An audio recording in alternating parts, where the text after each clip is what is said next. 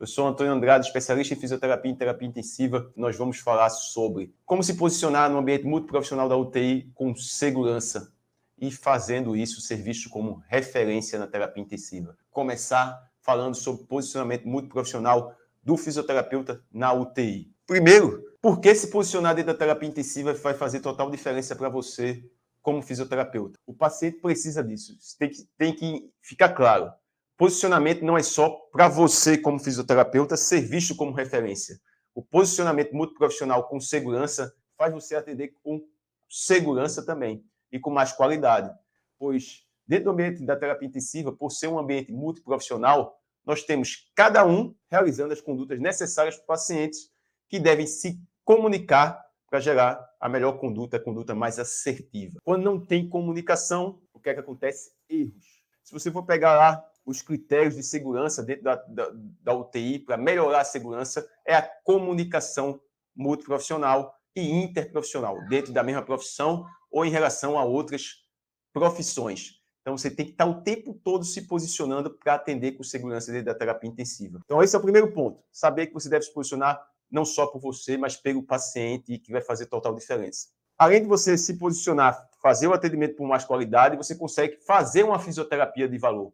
Quando você não se posiciona, você termina realizando condutas desnecessárias ou condutas que não são da fisioterapia, porque você não sabe se colocar como fisioterapeuta diferenciado e um fisioterapeuta que faz realmente uma fisioterapia com qualidade.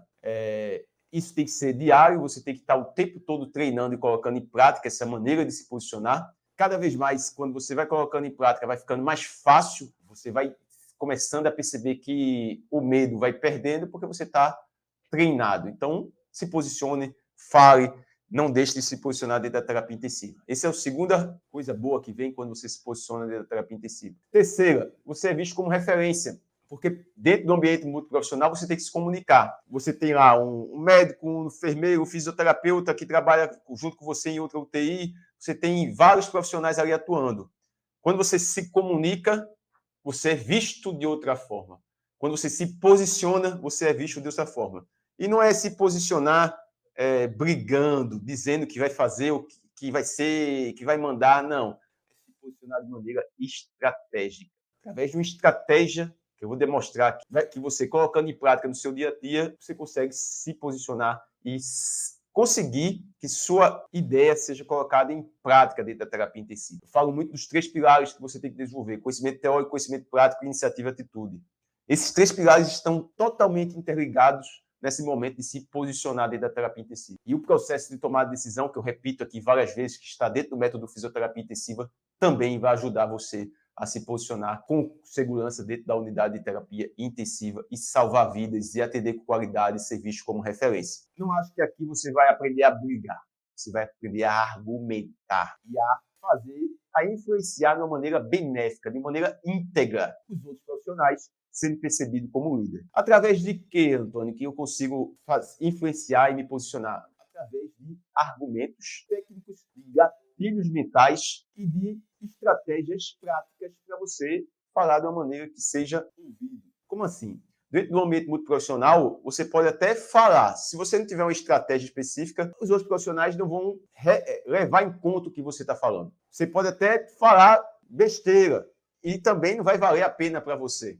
Então, você tem que saber, através de uma estratégia, com argumento, com gatilhos mentais, com especificidade, demonstrando que aquelas condutas são as mais benéficas, que aquilo é que é para ser feito. E a gente vai detalhar aqui como você utilizar esses argumentos, essa técnica de argumentação, essa técnica de autoridade, essa técnica de demonstrar a razão, de reciprocidade. A gente vai falar sobre isso daqui, vai dar no final dar um passo a passo que você vai colocar em prática. Treina com sua família, treina com onde você estiver e começa a colocar em prática na terapia intensiva. Uma vez por dia, depois aumenta para 2, para 3, para 4, vai colocando isso de maneira rotineira no seu trabalho, que você vai conseguir ser percebido como profissional diferenciado e se posicionar cada vez mais dentro da terapia intensiva. Como eu falei aqui, a gente tem vários benefícios quando você se posiciona. O maior benefício é você atender com qualidade e salvar vidas, é você ser o fisioterapeuta realmente. E vamos dar um exemplo prático. Eu sempre gosto de demonstrar, através de exemplos práticos, como cada componente do método fisioterapia intensiva faz você atender com segurança e ser visto como referência. E hoje a gente vai falar sobre posicionamento. Então, esses benefícios são colocados em prática. Então, vamos dar um exemplo prático. Você está na terapia intensiva e chegou um paciente com edema agudo de pulmão. O paciente chegou na UTI, edema agudo de pulmão, chegou rápido lá dentro da UTI, abriu lá a porta, levaram o paciente. Fisioterapeuta, o paciente está com edema agudo de pulmão, o paciente precisa de fazer ventilação não invasiva. Que muitas vezes o fisioterapeuta faz, ele já chega lá, pega máscara de ventilação não invasiva, bota o equipamento, ajusta o parâmetro e vai lá e coloca a máscara no rosto do paciente. Isso foi certo? Não está correta. Por quê? Porque você responde pelos seus atos, mesmo no ambiente multiprofissional. Para você realizar uma conduta, você tem que avaliar o paciente para definir a melhor conduta. Ah, Antônio, mas o médico não está dizendo que é edema agudo de pulmão. Você não deve confiar cegamente no que o outro profissional está dizendo. E aí é o momento de você dizer: eu vou avaliar o paciente para ver a indicação de ventilação não invasiva. Como é que está o escuta? O escuta do paciente, cadê a gasometria? Aí a pessoa mostra a gasometria para você. Isso de maneira íntegra, através de educada. Você vai pedir os dados. Cadê a gasometria? Para ver a gasometria, escuta o pulmão, você vai ter o parecer do outro profissional também e você define a conduta. Mas isso já é um primeiro momento para você ser percebido. É uma maneira de se posicionar. E para você saber se posicionar, você tem que saber suas atribuições. Tem que saber o que você, fisioterapeuta, tem que fazer. Tem que saber que você tem que ter autonomia nas suas condutas. Ah, mas isso é simples. Eu poderia ter feito a VNI, não falar nada, ia ser melhor para o paciente. Quem disse? Podia ser que no momento não fosse o melhor. Quantas e quantas vezes eu já fui chamado e disseram que era edema agudo de pulmão quando vê é uma acidose metabólica. Ah, não, mas o outro profissional também pode errar.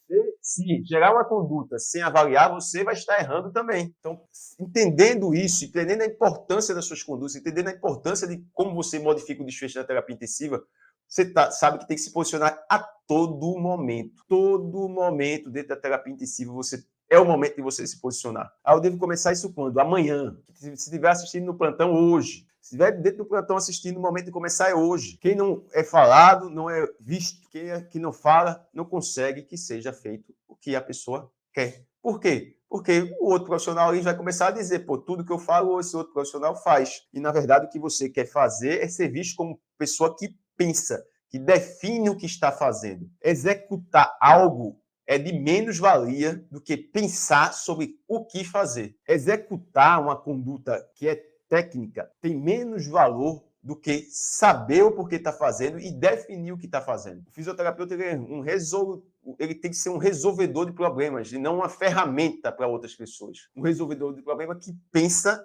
e coloca em prática, através de uma avaliação e definição de condutas fisioterapêuticas. Ah, mas eu não sou treinado, eu tenho vergonha, eu não consigo falar. Comece a treinar. Pode ser treinado isso, essa capacidade de comunicação e essa capacidade de argumentação? Pode. Eu cometi muitos erros quando eu era recém-formado. Eu me formei em 2006. Já faz um tempinho, né?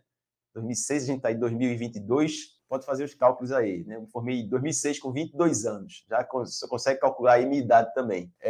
E quando eu comecei a trabalhar na terapia intensiva, a gente tem ego, a gente não está totalmente preparado, tinha dificuldade, mas eu queria me colocar pela força.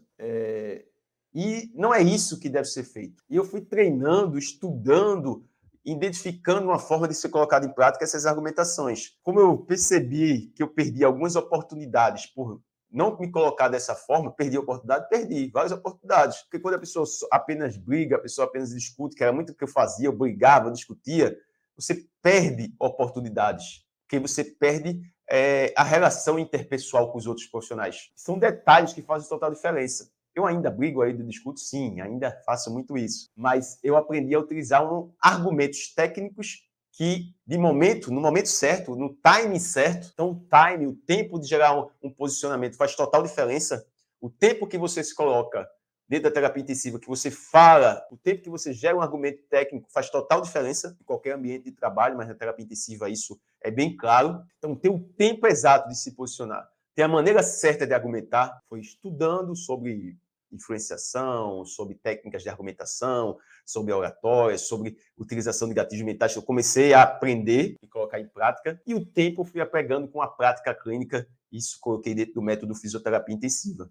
Como assim o tempo? O tempo faz diferença com a argumentação? Faz. Dá um exemplo prático. Você está de plantão na UTI, eu acho que já dei esse exemplo em outros momentos.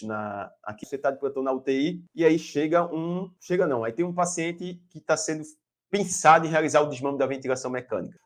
Passaram no plantão para você que tem um paciente do leito 7, foi na discussão, no round, na visita muito profissional, que o paciente tinha que progredir o desmame. Só que você já conhece mais ou menos o paciente e, eu acho que esse paciente não tem condições de progredir o desmame. Veja como o tempo vai fazer total diferença. Em vez de você esperar que alguém vai falar com você, que o coordenador médico, o coordenador fisioterapeuta, o médico plantonista, o enfermeiro, vai falar com você sobre, vamos desmamar esse paciente, você vai atuar antes. Você vai seguindo o processo de avaliação, que a gente já repetiu algumas vezes. Então, você tem um processo, você avaliou o paciente, você vai logo avaliar o paciente. Chegou lá, avalia o paciente, então você vai ver PI máxima, se tem padrão de obstrução, se está com febre, se está com uso de droga vasoativa, realiza o teste de respiração espontânea, avalia os índices preditivos de desmames, avalia a gasometria, faz o checklist de desmame, o paciente já reverteu a causa da intubação, ou está controlado, o paciente está estável hemodinamicamente, o paciente está assumindo a ventilação mecânica, tem uma PaO2 maior que 60, com FiO2 menor que 40, está sem distúrbio ácido básico, está com o balanço hídrico controlado, não vai fazer nenhum processo que vai ter que ser transferido para fazer uma cirurgia, algum exame em ventilação mecânica. O paciente, você faz checklist, avalia o paciente, faz teste de respiração espontânea, avalia a frequência cardíaca, se não tem descompensação, se a pressão arterial sistólica não aumenta acima de 180, se o paciente não agita, não apresenta sudorese, se o paciente não aumenta a frequência respiratória lá acima de 35 pulsões por minuto, se não tem aumento do trabalho ventilatório com queda de saturação, você vê todos os parâmetros objetivos.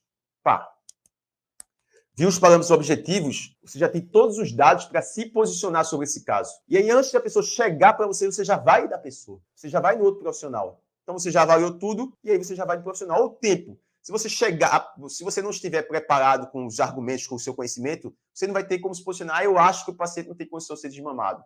Não, você agora já tem todos os dados para tomar a sua decisão. E aí você leva a pessoa a pensar como você. Então, quando a pessoa você chegar no outro profissional, no médico, no coordenador de fisioterapia, no coordenador médico, você vai chegar, acabei de avaliar o paciente que eu estava querendo progredir o desmame dele da ventilação mecânica. Mas o paciente, quando eu fui fazer o teste de respiração espontânea, apresentou a frequência 145 pulsões por minuto, que é um dos critérios aí de falha no teste de respiração espontânea. O paciente apresentou uma queda de saturação abaixo de 89%. Na PI máxima estava até satisfatória, PI máxima de menos 35%.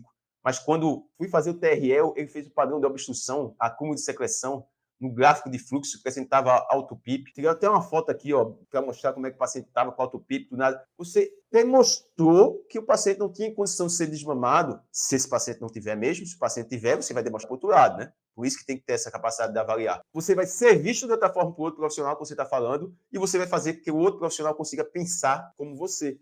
Porque você teve o tempo exato de chegar nesse posicionamento. Você foi no tempo exato. Não esperou a pessoa chegar em você. Você foi na pessoa. Isso faz total diferença. Anote aí isso daí. Isso faz total diferença. Chamar a pessoa no nome, mostrar, demonstrar o que está acontecendo, é prova. São gatilhos mentais que você está utilizando para a pessoa, com integridade, entender o que você está demonstrando e fazer com que a pessoa pense dessa forma. Então, o time de se posicionar é extremamente necessário. Tem momento que tem que ser antes, tem momento que ser depois. Como assim momento que tem que ser depois? Eu dei um exemplo de momento que tem que ser antes, né? Antes de chegar isso daí. Momento que tem que ser depois. Você quer que uma conduta seja realizada dentro da terapia intensiva e já tem. Quem trabalha na terapia intensiva sabe que é isso, né? Você está lá de plantão, você, o fisioterapeuta, o médico plantonista, o enfermeiro, tá todo mundo de plantão. E depois vai ter a discussão multiprofissional, a visita multiprofissional, o round multiprofissional, depende do local onde você mora do Brasil, vai se chamar de maneira diferente, que vai estar o coordenador médico, o coordenador de enfermagem, de fisioterapia, você vai discutir os pacientes. No momento ideal é isso, né? Se tiver residente, também vai ter residente discutindo, vai ter lá. E aí você está no ambiente da UTI, que tem um médico lá que você vê que ele não tem o conhecimento necessário para gerar aquela conduta que você quer e você já argumentou e a pessoa não aceitou muito, você vai ter o tempo agora. Vai esperar o momento, não precisa ficar batendo cabeça, vamos esperar o momento da visita multiprofissional, que é o momento de você demonstrar que aquilo dali é o necessário. Então, é outro tempo. Você prepara o ambiente para chegar no momento e demonstrar que aquilo dali é o que é para ser feito. Então, pelo mesmo caso que a gente está discutindo aqui, o paciente está sendo desmamado, teste de respiração espontânea, e falhou no TRE. O outro profissional, você na comunicação tem o falar e tem quem escuta, né? Se a pessoa tiver um déficit de conhecimento muito distante do seu, a pessoa não vai nem entender. Então, você tem que baixar o nível de comunicação para conseguir se comunicar. Não é porque ela não tem o conhecimento que você tem, é porque ela não estudou aquilo, ela tem outro tipo de conhecimento que também é necessário para você. Mas a pessoa não entendeu o que você está falando. Você vai preparar um ambiente e, chegando na visita muito profissional, falar sobre aquilo dali, que vão ter outros profissionais que podem levar para que seja feita a conduta que você quer. Você vai ganhando espaço também, você é visto como referência por mais pessoas, porque você está se posicionando, está falando no ambiente muito profissional, que isso deve ser feito o tempo todo. Então, o tempo é importante. Pegou o tempo. Tem como eu ser treinado por isso? Tem. Como eu repeti, eu treinei comigo mesmo, estudando. A gente não tem isso na pós-graduação, não tem isso na graduação. Vai ter isso aonde no método fisioterapia intensiva tem isso sim. E você deve pensar sempre, eu tenho que me preparar dessa forma. Comece a estudar sobre esse assunto, comece a estudar sobre comunicação, comece a estudar sobre liderança, comece a estudar sobre gestão de processos.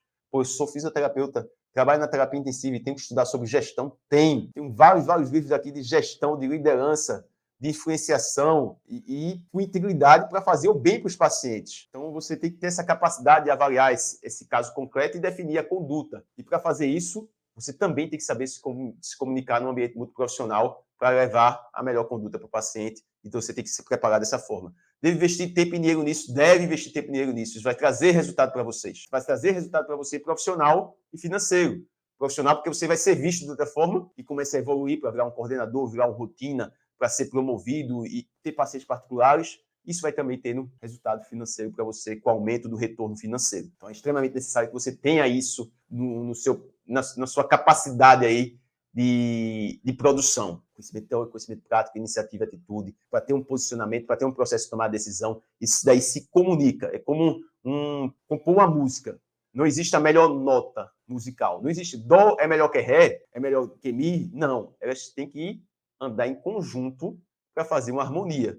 Só tiver dó vai fazer uma harmonia? Não. Se você só tiver conhecimento teórico, você vai ser um profissional de referência? Não, não vai. Se você tiver conhecimento teórico, conhecimento prático, mas não tiver iniciativa e atitude, você vai ser um profissional de referência? Não. Se você tiver iniciativa e atitude, quiser se posicionar e não tiver o conhecimento teórico, conhecimento prático, o que é que você vai fazer? Vai passar vergonha e fazer muita besteira. Então, são coisas que se comunicam e que é o tempo todo você evoluindo, correndo atrás para ter esses conhecimentos. O tempo todo. Eu tenho 15 anos, né, de atuação na fisioterapia e terapia intensiva e até hoje eu estou estudando. E não vai parar de estudar nunca mais. E estudando até conteúdos da base.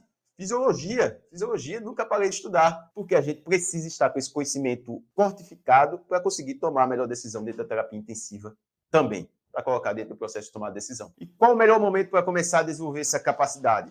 O melhor momento é agora. Se você deixar para depois, vou começar a desenvolver essa capacidade de me posicionar daqui a 6 meses. Você vai perder muitas oportunidades. Um contato que você faz dentro da terapia intensiva pode gerar várias oportunidades para você. Eu, hoje em dia, tenho vários pacientes particulares. Quando eu saio do hospital, vou atender pacientes particulares e foram de contatos que foram sendo feitos dentro do dia a dia, de contatos demonstrando a qualidade do atendimento. E você não deve perder esse tempo. Você pode perder muito mais tempo se você não colocar em prática hoje, porque você tem que treinar isso. Tem pessoas que vão ter uma velocidade de evolução mais rápida, então vão progredir de maneira mais rápida, e pessoas que vão ter mais lentas. Então você tem que treinar. Você não tem como adivinhar se você vai ser o rápido ou o lento. Se você está colocando isso em prática hoje, você vai ter que treinar. É como aprender um esporte novo. Eu fui morar no Rio de Janeiro, quando eu passei no concurso do Corpo de Saúde da Marinha. Fui morar no Rio de Janeiro, em 2015, e lá eu fui querer aprender a surfar. Fui aprender a surfar, a pessoa, vou lá aprender, sei nadar bem e vou lá surfar. É trabalhoso no começo, quando a pessoa não tem a base. Trabalhava, passava mal dentro d'água, várias vezes tive que sair, deitar na areia ali, passando mal, porque não estava treinada a musculatura, não estava treinado o movimento, não estava treinado o posicionamento que ficava na prancha. E com o tempo, que demorou 1 ano, 2 anos, eu comecei a evoluir. Mas foi correndo atrás, colocando em prática, estudando até sobre o assunto e colocando em prática. É isso que a gente deve fazer também como fisioterapeuta na terapia intensiva. Qual o jeito errado de se posicionar? O jeito errado de se posicionar é você utilizar a arrogância, a força, querer ganhar na força os argumentos. Não, eu sou não sei o que, querer utilizar título. Eu sou especialista em não sei o que, sou especialista. Isso daí não vai fazer diferença. Não é dizer eu sou especialista que vai fazer diferença. Você pode até intimidar uma pessoa ou outra, mas não é isso que vai fazer diferença. Não é colocar argumento na força, discutir, ser brabo, ser arrogante. Não é isso que vai fazer diferença para você se posicionar no ambiente da terapia intensiva. É ter uma estratégia, um passo a passo. Então, o principal erro é esse. É você querer utilizar força, utilizar título, utilizar papel. Eu sou pós-graduado e não sei o quê. Sou pós-graduado em fisioterapia e terapia intensiva. Isso não vai fazer diferença para você ser visto como que sabe se posicionar. Saber se posicionar é saber utilizar uma estratégia, colocar em prática, que a gente vai discutir agora um passo a passo que você pode colocar em prática amanhã. Passo a passo que você pode colocar em prática amanhã nesse posicionamento. Então anote isso daí. Anote 3 pontos que você deve seguir no posicionamento na terapia intensiva. Primeiro, eu já falei aqui, de exemplos práticos, é o time. Tempo certo de se posicionar. Alguns momentos é antes de a pessoa chegar em você e outros é depois. Mas anote que é o tempo certo. Quando você quer convencer a pessoa antes de ter algum problema, você chega antes. Quando você quer que várias pessoas escutem seu argumento, várias pessoas, você espera o momento da discussão do round multiprofissional. Tempo, importante entender. Outro momento, a argumentação tem que ser através de dados objetivos e não de achismo. Anote, quando você vai se posicionar na terapia intensiva, não importa achismo. O achismo vai perder sempre do dado objetivo e de estudos científicos. Dá um exemplo que aconteceu durante a pandemia. Estava como coordenador da UTI, várias UTIs, e aí a gente tinha vários profissionais atuando, né, de várias terapias intensivas, e estava sendo começada aquela fase de começar a desmamar os pacientes da Covid-19. E a gente sabe que o paciente com Covid-19 não deve dispersar aerossol no ar. A Sobrafi publicou lá uma diretriz, né, que indicava que se for feito o desmame do paciente customizado, colocar um filtro HMEF conectado ao suporte de oxigênio na TQT, isso daí ia reduzir a dispersão do aerossol e reduzindo a contaminação do ambiente. E a gente colocando isso aí na terapia intensiva, né, do desmame. Aí chega um outro profissional, um médico, e disse, por que vocês estão desmamando o paciente assim? Lá no hospital que eu trabalho, não se desmama o paciente assim. Aí eu disse, sim, e o que é que você está querendo dizer? Não dessa forma, deixa eu dizer. Não, certo, mas por quê? O que é que você acha que está da maneira errada de ser feito o desmame do paciente? Porque no outro hospital que eu faço não se faz dessa maneira. Eu disse, sim, mas por que não se faz dessa maneira? Porque o jeito certo é esse. As diretrizes da Sobrafi, da AMIB, indicam que para ter que diminuir a dispersão do aerossol, e é dessa forma que está sendo indicada nos locais que não tem um filtro específico, deve ser utilizado esses filtros HMEFs. Olha aqui a publicação lá da Sobrafi, da AMIB, falando sobre o assunto, falando a maneira de se desmamar do paciente. Ele não teve como argumentar mais nada. Aí ele disse, então quer dizer que no outro hospital que eu faço que é errado? Ele entendeu que era errado. E não foi por força, foi demonstrando que não era o ideal. E você acha que a partir disso ganhei mais espaço ou perdi mais espaço? Ganhei mais espaço. E a partir do momento que ele viu que aqui tinha aquele conhecimento, em outro momento você tem a porta aberta. A pessoa já vai respeitar você de outra maneira. A pessoa já vai perguntar, como é que é esse daqui? Porque lá no outro hospital é diferente. Você vai estar sendo levado como uma autoridade para outro local, porque você utilizou o argumento através de dados objetivos, através de estudos científicos, através de diretrizes. Isso é através de argumentos da razão, que é outra coisa que deve ser utilizado. O gatilho mental da razão. Sempre dizer o porquê de algo. Não é só dizer, o paciente, eu acho que o paciente tem que fazer aquilo. Não. Através dos dados de avaliação da gasometria, o paciente deveria ser bloqueado, porque fazendo bloqueio neuromuscular, a gente consegue fazer uma titulação de PIP. Titulando a PIP, a gente consegue deixar uma PIP que nem tenha hiperdistensão nem colapso, reduzindo a lesão pulmonar. Com isso, o paciente vai reduzir a mortalidade, vai ser melhor para o paciente. Observa aqui no gráfico, o paciente está apresentando uma sincronia com um esforço duplo disparo, que está ganhando volume corrente acima. Argumentos técnicos utilizados no momento certo, através dos gatilhos mentais da razão, explicando o porquê você vai ser visto como um profissional de qualidade. E você vai conseguir que seja feito o que é mais benéfico para o paciente. Foi dizer, eu acho que o paciente tem sido bloqueado. Não, olha, avaliei o paciente dessa forma, XYZ, como eu já falei aqui, o paciente estava com a sincronia de fluxo, fazendo duplo disparo, eu não consigo titular a PIP se ele não tiver bloqueado. Gatilho mental da prova. Mostra o que está acontecendo. Se a pessoa não está na hora no momento, tira uma foto, se tiver como tirar foto para mostrar. Você demonstra que algo está acontecendo. Você vai ser visto de outra forma quando você faz isso. Quando você demonstra que algo está acontecendo, é prova. Então você vai utilizar razão, a prova, argumentos técnicos, autoridade, não é autoridade sua. Você vai utilizar a autoridade das associações. Então, se você tem um respaldo de uma associação, você vai ser escutado. Se você diz, pô, nas diretrizes brasileiras da ventilação mecânica, indica que o paciente com doença neuromuscular deve ser avaliada a capacidade vital. E se a capacidade vital começar a cair abaixo de 15 ml por quilo de peso predito, pode ser indicada uma ventilação, uma intubação preventiva para esse paciente. É você utilizando o argumento da autoridade, da diretrizes brasileiras de ventilação mecânica para fazer com que a pessoa escute o seu argumento. Não foi por achismo, não foi por opinião, foi através de uma autoridade que você pega de associações, de estudos, de meta-análise, de revisão sistemáticas. Você pega o conteúdo e utiliza para ser feito o que é mais benéfico para o paciente. Então, dizer isso daí, através das diretrizes brasileiras, através das diretrizes da Sobrafi, através da meta-análise que foi publicada em 2019 na Critical Care, que demonstra que o paciente, você está demonstrando através de uma autoridade de uma associação. E para isso você tem que ter o conhecimento teórico, senão você não vai saber argumentar tecnicamente. Para isso você tem que ter o conhecimento básico, senão você não vai saber argumentar, não vai saber se posicionar. Teve um caso bem específico de um profissional que tinha começado a trabalhar na terapia intensiva, eu coordenando a UTI, e ele dizia, Antônio, mas eu tenho dificuldade de me posicionar porque você fala várias coisas. Pô, disse, você está dando os primeiros passos. Você tem que pegar esse conhecimento que você está tendo e vai vendo o que é que você pode utilizar no argumento. Você vai ver, aqui nesse momento, com esses profissionais, eu vou utilizar mais a razão, o gatilho mental da razão. Com esses profissionais, eu vou demonstrar mais o gatilho mental da autoridade. Com esse daqui, eu vou utilizar mais provas.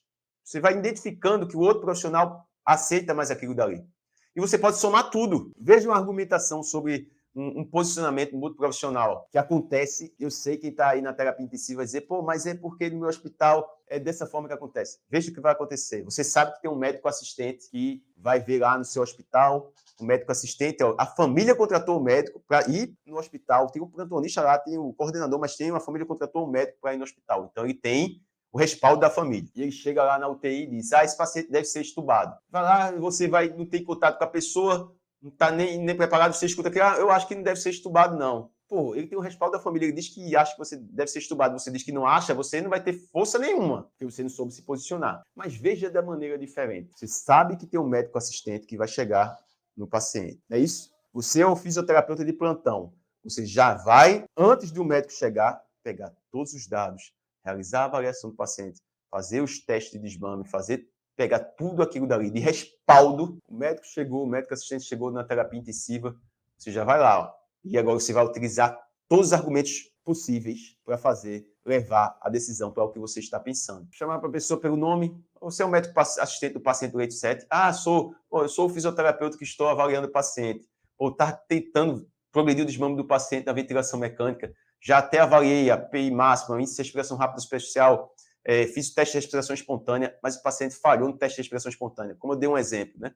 O paciente teve lá, fez um pique hipertensivo, foi para 190 e ele já tem histórico, né, no eco dele ter um déficit da bomba cardíaca. Ele teve um aumento importante do trabalho ventilatório. Ele fez até congestão na ausculta, começou a apresentar cleptos e o volume corrente dele, quando estava no teste de respiração espontânea, caiu de 400 ml para 220. No índice de respiração rápida superficial, que é aquele índice de TOB, né, que se fala há muito tempo, o índice de TOB, deu de 125. O paciente está acumulando secreção, precisando ser aspirado 2 vezes por hora. Estou tentando progredir o desmame. Você acha que tem como otimizar alguma coisa com esse paciente? Você ganhou o espaço totalmente do ambiente que você está. O profissional já vai dizer, eu vou ver aqui como é que está essa parte da secreção, se tem como ser feito o uso de algum antibiótico, será que tem alguma medicação para ser feita para essa bomba cardíaca? Vou pedir um novo eco, vou pedir uma nova avaliação. Você deu os dados específicos da fisioterapia que aquele outro profissional não tem. É bonito isso, né, quando você faz isso. E você prova, você chama a pessoa e mostra, olha aqui como é que está a monitorização gráfica quando a gente reduz